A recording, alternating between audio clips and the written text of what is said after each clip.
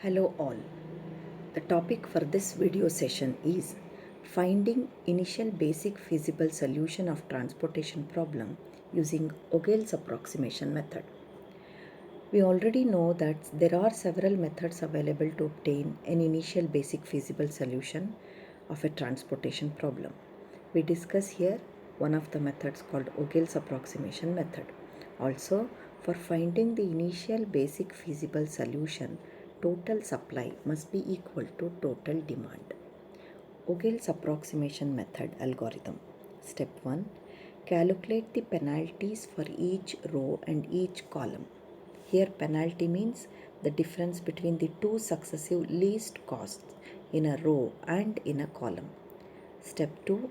Select the row or column with largest penalty. Step 3.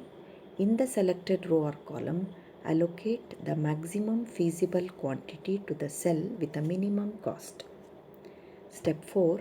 Eliminate the row or column where all the allocations are made. Step 5. Write the reduced transportation table and repeat the steps 1 to 4. Step 6. Repeat the procedure until all the allocations are made. Example, obtain the initial solution for the following problem using Ogle's approximation method. Here the transportation problem is given in the tabular form. In this table, total requirement is equal to total availability is equal to 950. Therefore, the given problem is a balanced transportation problem. Hence, there exists a feasible solution to the given problem.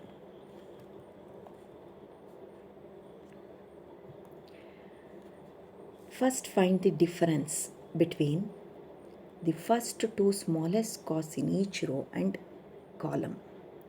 Here, in the first row, that is S1, first two smallest costs are 13 and 11. Their difference is 2.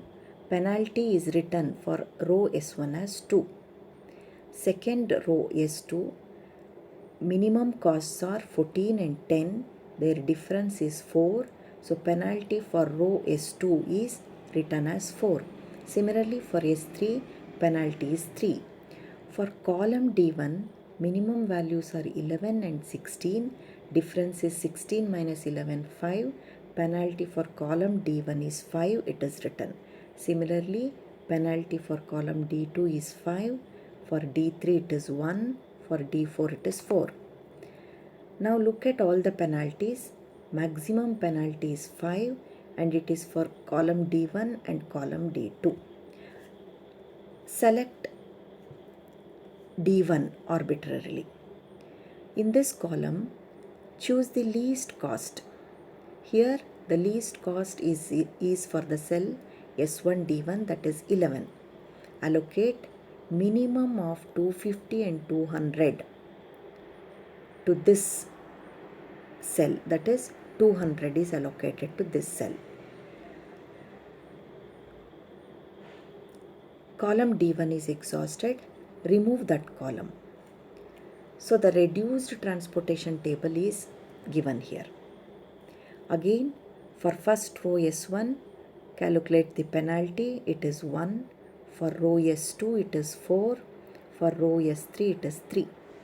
For columns, penalties are 5, 1 and 4. Maximum penalty is 5 and it is for the column D2. In column D2, minimum value is 13. So the next allocation is for the cell S1 D2. Allocate minimum of 50 and 175 to cell S1 D2. So 50 is allocated to cell S1 D2. S1 row is exhausted, so remove that row. Reduced transportation table is given here. Again, find the penalties for each row and each column. Penalties are written in the table shown here, and the maximum penalty is 6 and it is in this column D2. In column D2, the minimum cost is 18. So next allocation is made in the cell S2 D2. Reduced transportation table is given here. Repeat the step. Find penalties for all the rows and all the columns. Find the maximum penalty, and in that column or in that row find the minimum value and allocate the values accordingly. The next reduced transportation will be like this, and allocation is given in the figure. So the final allocation table will be as shown here.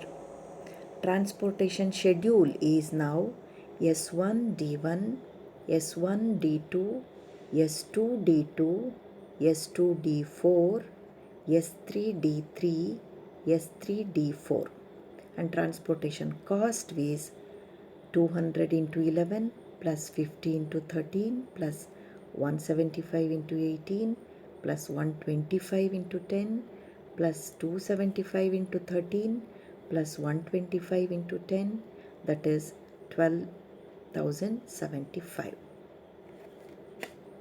Thank you.